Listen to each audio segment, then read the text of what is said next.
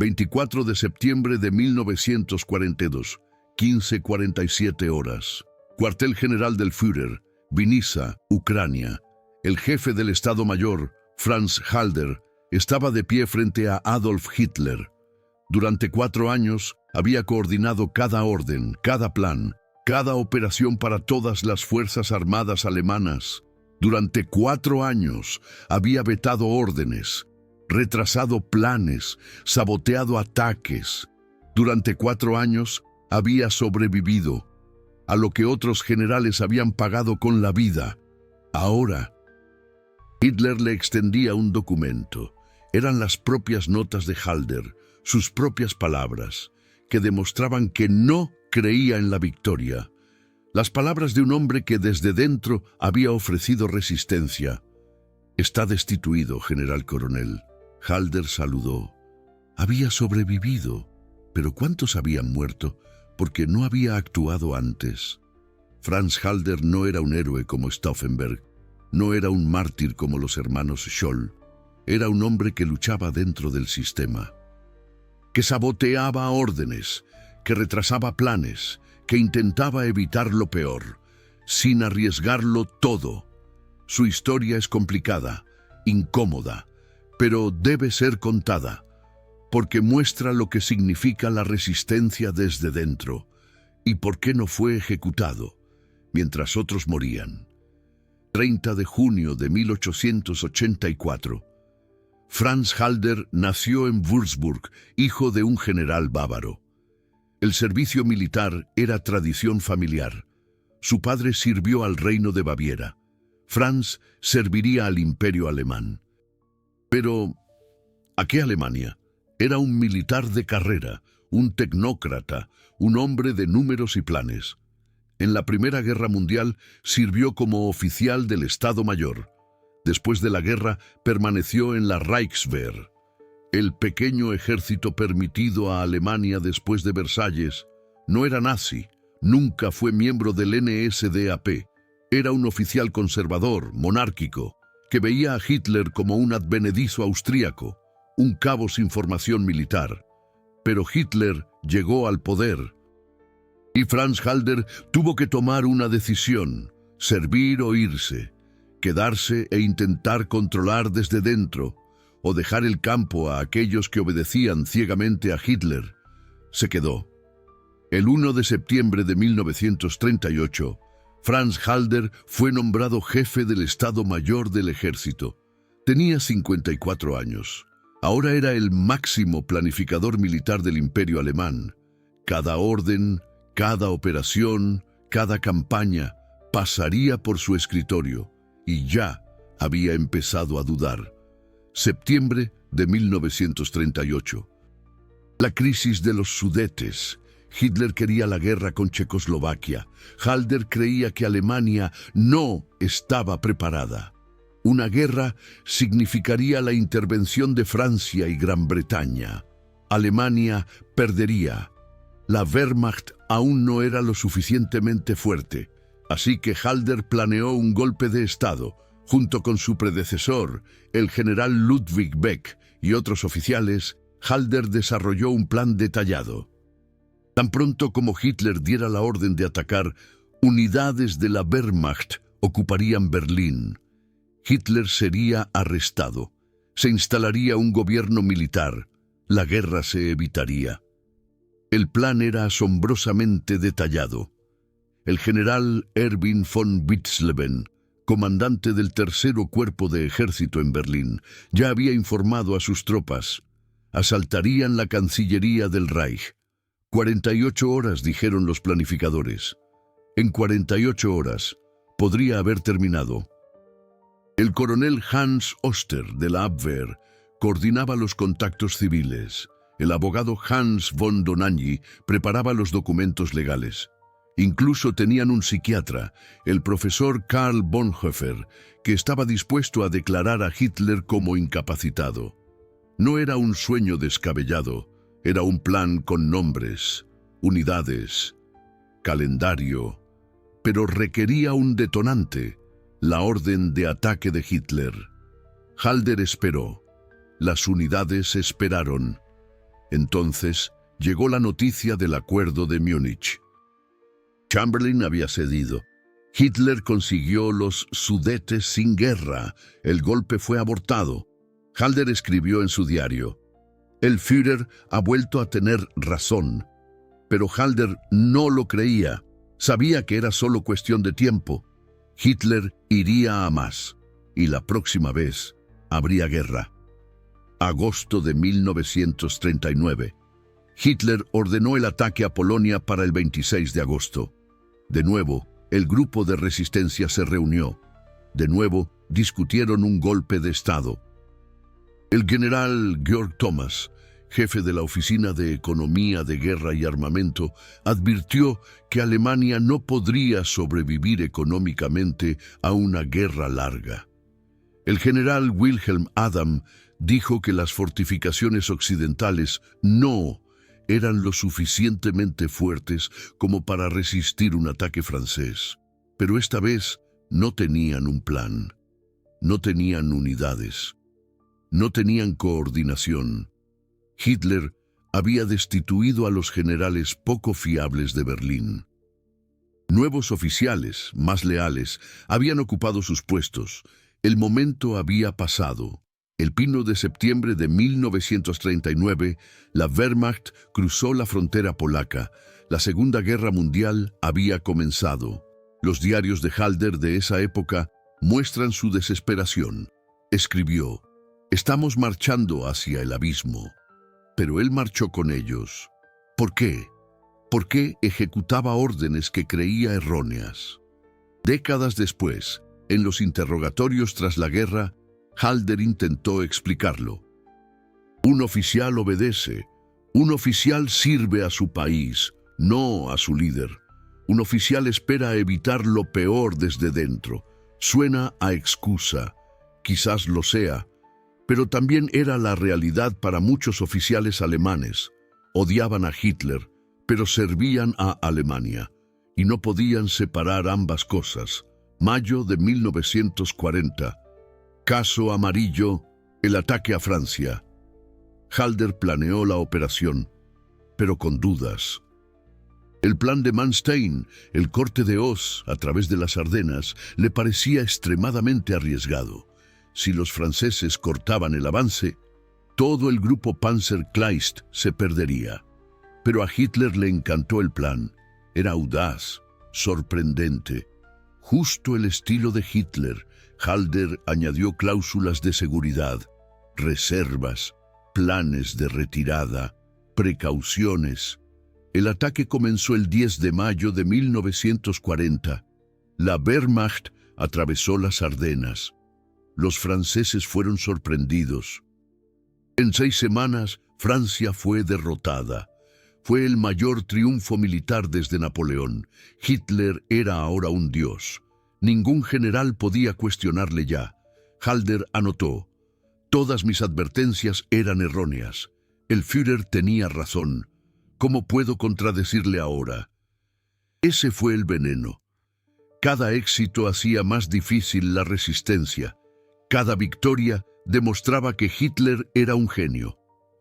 ¿Cómo podía un viejo general contradecir a un hombre que había derrotado a Francia en 6 semanas? Pero luego llegaron las órdenes que no eran militares, las órdenes que eran crímenes. Junio de 1941. Semanas antes de la Operación Barbarroja, Himmler pronunció un discurso ante los comandantes de la Wehrmacht. Explicó el papel de los Einsatzgruppen. Operarían detrás del frente, eliminarían a comunistas, partisanos y judíos. Era una campaña de exterminio. Halder estaba presente. Después del discurso, se dirigió al general Eduard Wagner, el general intendente. «¿Qué opinamos de esto?», preguntó Halder. Wagner se encogió de hombros. «Eso es asunto de las SS. No es nuestra responsabilidad». Pero sí era su responsabilidad. Las Fuerzas Armadas alemanas proveían la logística. Las Fuerzas Armadas alemanas identificaban los objetivos. Las Fuerzas Armadas alemanas observaban. Halder dijo después que él había protestado. Documentos muestran que expresó sus preocupaciones, pero no lo detuvo, no amenazó con renunciar. No protestó públicamente, se quedó y planeó la guerra, en la que estos crímenes ocurrirían. Esa es la parte más difícil de la historia de Halder. Saboteó algunas órdenes, pero otras las ejecutó. ¿Dónde estaba el límite cuando uno pasa de ser saboteador a cómplice? Esta pregunta sigue preocupando a los historiadores hasta el día de hoy. No hay una respuesta sencilla. 22 de junio de 1941. Comenzó la Operación Barbarroja. 3.8 millones de soldados alemanes. 3.350 tanques, 7.184 piezas de artillería. El ataque de invasión más grande de la historia. Halder había planeado la campaña. Había advertido que no terminaría antes del invierno. Pero aún así, había planeado. Esa es su culpa. Pero también había intentado hacerla más humana. La orden de los comisarios de Hitler ordenaba la ejecución inmediata de los comisarios políticos del Ejército Rojo. Halder envió la orden con una instrucción adicional. La decisión recae en los comandantes del frente. Esto les dio a los generales la oportunidad de ignorar la orden, y algunos lo hicieron. El mariscal de campo Fedor von Bock ignoró la orden en gran parte de su grupo de ejércitos centro.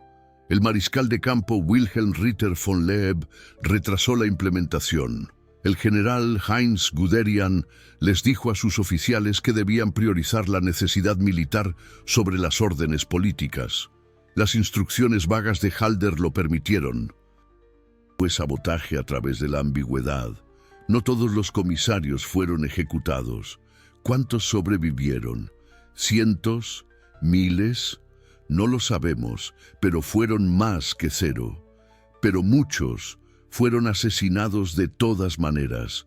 Y Halder carga con la responsabilidad. Septiembre de 1941. Las Fuerzas Armadas alemanas alcanzaron Leningrado. Hitler ordenó que se dejara morir de hambre a la ciudad. 3 millones de habitantes. No aceptar ninguna rendición. No permitir ninguna evacuación. La ciudad debía morir de hambre. Halder escribió en su diario: «Esta orden es inhumana, pero ¿qué puedo hacer? Si renuncio, un fanático me reemplazará. Si me quedo, tal vez pueda prevenir lo peor». Pero no lo previno. El sitio de Leningrado duró 872 días. Entre 800.000 y 1.5 millones de personas murieron. Halder era jefe del Estado Mayor. La logística pasaba por su escritorio. Eso no se puede adornar. Eso no se puede excusar. Halder es corresponsable de uno de los crímenes más grandes de la guerra. Pero hay otra pregunta. ¿Habría un jefe del Estado Mayor diferente hecho algo mejor o peor? Si Halder hubiera renunciado, Hitler habría nombrado a un nazi fanático. ¿Habría ese general salvado a más personas o matado a más? Es una pregunta imposible, pero es la pregunta con la que Halder vivió. Invierno de 1941. La ofensiva sobre Moscú fracasó. La temperatura cayó a menos 40 grados Celsius. Soldados alemanes se congelaron por miles. No tenían uniformes de invierno, porque Hitler había afirmado que la guerra terminaría antes del invierno. Halder había advertido. Había dicho que no llegarían a Moscú a tiempo. Había solicitado equipo de invierno. Hitler lo había rechazado. Derrotismo. Lo llamó Hitler. Ahora Hitler quería que las Fuerzas Armadas alemanas mantuvieran sus posiciones a toda costa. No retroceder.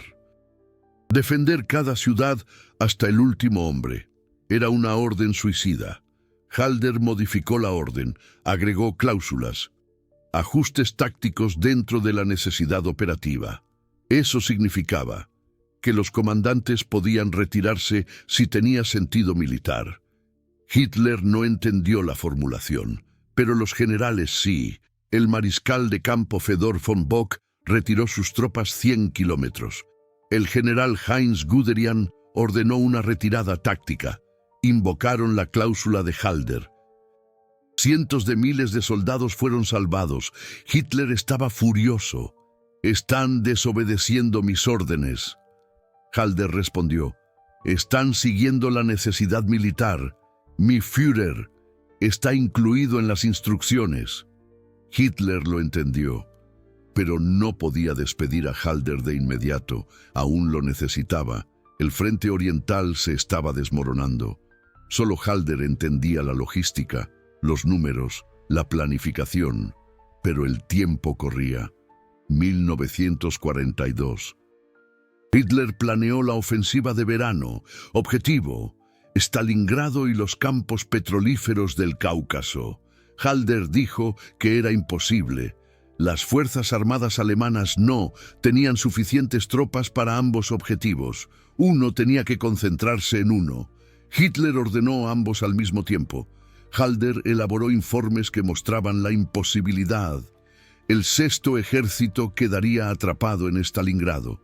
Los flancos serían débiles, mantenidos solo por aliados rumanos e italianos. Una contraofensiva soviética cercaría al sexto ejército. Hitler ignoró los informes. «Usted es un derrotista, Halder. No entiende la voluntad de vencer». 24 de septiembre de 1942. La discusión final. Hitler le gritó a Halder: «Usted está sentado aquí en su cuartel general criticando. No tiene idea de los combatientes en el frente». Halder respondió con calma: «Serví en la Primera Guerra Mundial. Mi Führer, conozco el frente y le digo, este plan terminará en un desastre». Hitler explotó: «Está despedido. Salga de mi cuartel general». Halder saludó y se fue. Después de 4 años como jefe del Estado Mayor, fue despedido por haber dicho la verdad. 3 meses después, en noviembre de 1942, el Ejército Rojo lanzó la Operación Urano. Las tropas soviéticas rompieron las débiles líneas rumanas. El sexto ejército fue cercado en Stalingrado, justo como Halder había predicho. En febrero de 1943, el sexto ejército se rindió. 90.000 soldados alemanes fueron hechos prisioneros. La mayoría nunca regresaría. Fue la derrota más grande en la historia militar alemana. Halder lo había predicho, pero no lo había evitado, porque había sido despedido antes de que pudiera hacerlo, o porque no estaba dispuesto a arriesgar todo para detenerlo. Ambas interpretaciones son posibles. 1942 a 1944. Halder se retiró a Baviera, vivió tranquilamente en su propiedad, escribió memorias, organizó sus diarios. La Gestapo lo vigilaba, pero no lo arrestó. Era un general retirado, no una amenaza activa, pero tenía contactos. Conocía a los hombres que estaban planeando la resistencia: el coronel Henning von Treschow, el mayor Axel von den Busche, el coronel Klaus von Stauffenberg. Todos ellos habían trabajado con Halder en el Estado Mayor. Todos ellos sabían que Halder había tramado planes de golpe de Estado en 1938 y 1939. Halder no los apoyó activamente. Era demasiado viejo, demasiado prudente, demasiado escéptico.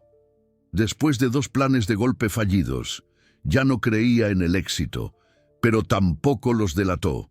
20 de julio de 1944. La bomba de Stauffenberg explotó en el cuartel general del Führer. Hitler sobrevivió. El golpe fracasó.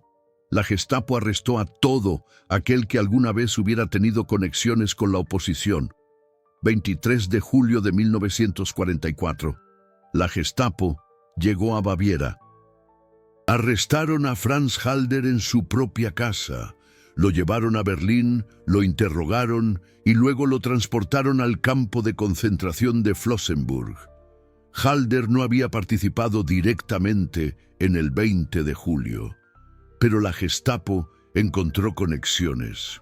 Documentos sobre los planes de golpe de 1938. Nombres de combatientes de la resistencia que Halder conocía. Fue suficiente. En el campo de concentración de Flossenbürg, Halder fue reunido con otros prisioneros prominentes. Se les conocía como Sippenhäftlinge, rehenes por sus conexiones con la resistencia. Aquí, Halder conoció al general Georg Thomas, el experto en economía que había advertido sobre la guerra en 1939.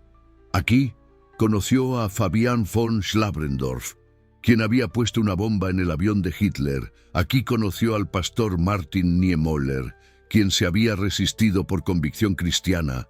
Sobrevivieron juntos, aguantaron hambre juntos, esperaron juntos la liberación. O la ejecución. 9 de abril de 1945, en Flossenbürg fueron ejecutados el almirante Wilhelm Canaris, el general Hans Oster y Dietrich Bonhoeffer. Los tres eran líderes de la resistencia militar y religiosa. Fueron asesinados en los últimos días de la guerra. Trágico. Halder pensó que él sería el siguiente. Cada mañana esperaba la orden, pero no llegaba. ¿Por qué Halder no fue ejecutado? Porque la SS quería usarlo como rehén. Era un general de alto rango. Los aliados se acercaban. Quizás podrían usarlo en las negociaciones. Tal vez era valioso. A finales de abril de 1945, Halder y los otros Sippenhäftlinge fueron transportados al sur de Tirol. La SS planeaba usarlos como la última moneda de cambio. Pero el frente se derrumbó. Los guardias huyeron. 4 de mayo de 1945. Tropas americanas del Quinto Ejército llegaron a Niederdorf en el sur de Tirol. Liberaron a los prisioneros. Franz Halder era libre. Había sobrevivido. Fue uno de los pocos generales de alto rango que sobrevivió tanto a la guerra como a la persecución nazi. Pero ¿a qué precio? De 1945 a 1949, los americanos llevaron a Halder de vuelta a Alemania. Fue interrogado una y otra vez. Declaró en los juicios de Nuremberg. Describió las decisiones militares, las órdenes criminales, los conflictos internos. Los americanos vieron en él un testigo valioso, un general que se había resistido a Hitler. Una prueba de que no todos los oficiales de la Wehrmacht eran nazis. Nunca fue acusado, nunca fue juzgado. En cambio, le ofrecieron un trabajo. El ejército de los EEU quería documentar la historia del Frente Oriental. Necesitaban oficiales alemanes que hubieran luchado allí. Halder se convirtió en jefe de la división histórica. Escribió informes. Organizó documentos, entrevistó a otros generales. Sus diarios fueron traducidos. Más de 2.500 páginas. Escritas de 1939 a 1942, se convirtieron en una de las fuentes más importantes sobre las decisiones militares del Tercer Reich. Halder no embelleció nada. Escribió sobre los crímenes, sobre las órdenes criminales, sobre sus propias dudas, pero también escribió sobre sus intentos de prevenir lo peor, sobre órdenes saboteadas, operaciones retrasadas, resistencia desde dentro. ¿Fue autojustificación? En parte, sí, pero también fue documentación. Y esta documentación se volvió críticamente importante. Década de 1950, comenzó la Guerra Fría. Se fundó la Bundeswehr. Alemania necesitaba un ejército, y este ejército necesitaba una historia. Halder ayudó a crear la leyenda de la Wehrmacht limpia. Argumentó que la Wehrmacht era un ejército profesional que desobedecía órdenes criminales, que los soldados obedecían órdenes, pero no cometían crímenes, que solo la SS era culpable. Era una mentira, o al menos una simplificación excesiva. La Wehrmacht Estuvo involucrada en crímenes masivamente, pero la versión de Halder se convirtió en la historia oficial porque era políticamente útil. En 1961, Franz Halder recibió el premio al servicio civil meritorio del ejército de los EEU por sus servicios como historiador. Un general alemán que había saboteado a Hitler recibió una medalla americana. Era absurdo. También era política. Décadas de 1960 y 1970. Una nueva generación de historiadores comenzó a atacar la leyenda de la Wehrmacht limpia. Encontraron documentos que probaban la participación de la Wehrmacht en crímenes de guerra. La versión de Halder fue refutada. Halder fue criticado. Sus memorias fueron vistas como autojustificación. Sus afirmaciones de resistencia fueron calificadas de exageradas. Los historiadores dijeron que había hecho demasiado poco, demasiado tarde.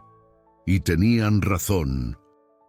Halder había hecho demasiado poco, pero no había hecho nada. No, había saboteado, había retrasado, se había resistido donde pudo. No fue suficiente, pero fue más que la mayoría. 2 de abril de 1972, Franz Halder murió en Aschau im Chiemgau. Tenía 87 años. Había vivido más que Hitler, más que la mayoría de los generales de su generación, más que la mayoría de los combatientes de la resistencia. Fue justo. Debería un hombre que saboteó, pero también obedeció. Vivir más que hombres que lo arriesgaron todo y murieron. No hay respuesta a esta pregunta. La vida no es justa. Su legado es complicado. Sus diarios son una fuente histórica crítica. Sus declaraciones en Nuremberg ayudaron a documentar crímenes. Su trabajo con el ejército de los ETEU ayudó a preservar la historia, pero también embelleció. Exageró su resistencia, minimizó su complicidad, ayudó a crear la leyenda de la Wehrmacht limpia. Ambas cosas son ciertas. Halder fue un saboteador y un cómplice, un combatiente de la resistencia y un obediente, un hombre que hizo demasiado poco. Y sin embargo, más que la mayoría, las personas son complicadas, especialmente en tiempos imposibles. ¿Qué podemos aprender de Franz Halder? Primero, la resistencia desde dentro es posible, pero es incompleta. Se puede sabotear, se puede retrasar, se puede prevenir lo peor, pero no se puede detener todo, y hay que vivir con la complicidad. Segundo, sobrevivir tiene un precio. Halder sobrevivió porque fue prudente, porque no lo arriesgó todo, porque siguió siendo valioso, pero vivió con el conocimiento de que podría haber hecho más. Tercero, la historia nunca es sencilla. La historia de Halder fue instrumentalizada por ambos bandos, de aquellos que buscaban rehabilitar a las fuerzas armadas alemanas y de aquellos que querían condenar a todos los generales. La verdad, mis amigos, se encuentra en un punto intermedio. En cuarto lugar, cada pequeño acto de resistencia cuenta. La Operación León Marino fue saboteada, la orden del comisario fue retrasada, se permitieron retiradas estratégicas. ¿Cuántas vidas se salvaron gracias a esto? No lo sabemos con certeza, pero fueron más que cero. Y eso es lo que importa. Han escuchado una historia que fue ignorada durante décadas. No porque carezca de importancia, sino porque resulta incómoda, porque no ofrece respuestas sencillas, porque demuestra que la resistencia es un proceso complicado, que los héroes no siempre son perfectos, que a veces sobrevivir exige llegar a acuerdos. Contar esta historia requirió semanas enteras en archivos. Los diarios de Halder suman más de 2.500 páginas. Documentos militares, testimonios en Nuremberg, actas de interrogatorios americanos. Cada video como este requiere acceso a fuentes primarias, traducciones y una profunda contextualización. El Super Thanks que ven abajo no es solamente un apoyo financiero, es una declaración de principios. Estas historias complejas deben ser contadas. No solo las historias fáciles de héroes, sino también las incómodas. Las historias de hombres que lucharon desde dentro del sistema. Las historias de una resistencia que no fue perfecta, pero sí real. Cada Super Thanks permite un acceso más profundo a los archivos, una investigación más extensa, historias más complejas. Están diciendo, cuenten toda la verdad, no solo la versión que nos conviene. La historia de Franz Halder no es sencilla. No hay una lección moral clara. No hay una respuesta definitiva sobre si fue un héroe o un cobarde. Fue ambas cosas. Y quizá esa sea la lección más importante. Las personas no son simplemente buenas o malas. Especialmente en situaciones extremas, son seres complejos, hacen cosas buenas y malas, se resisten y obedecen, salvan vidas y facilitan crímenes. Contar la historia de Halder significa vivir con esa complejidad, no tratar de suavizarla, pero tampoco de condenarla, sino más bien de entenderla. Y quizá en esta verdad incómoda podamos encontrar una lección. Haz lo que puedas, sabotea donde puedas, resiste como puedas, aunque no sea perfecto, aunque no sea suficiente, aunque nadie lo vea, porque cada acto de resistencia, por pequeño que sea, marca la diferencia. ¿Habían escuchado hablar de Franz Halder? ¿Conocen a otros generales que se resistieron? ¿O creen que todo aquel que permaneció en el sistema fue cómplice? Escriban sus opiniones en los comentarios. Esta historia no tiene respuestas fáciles, pero plantea preguntas importantes, y esas preguntas deben ser discutidas. Franz Halder, el general que vetaba las órdenes de Hitler, el hombre que saboteaba y obedecía, el hombre que sobrevivió. Su historia es incómoda, pero las historias incómodas son las más importantes, porque nos obligan a reflexionar sobre la resistencia, sobre la complicidad, sobre las decisiones imposibles que la gente debe tomar en tiempos oscuros. Sus diarios aún existen, más de 2.500 páginas. Cada página documenta una decisión, una duda, un sabotaje, una complicidad. Son un monumento a la complejidad de la historia y a la imposibilidad de emitir juicios simplistas.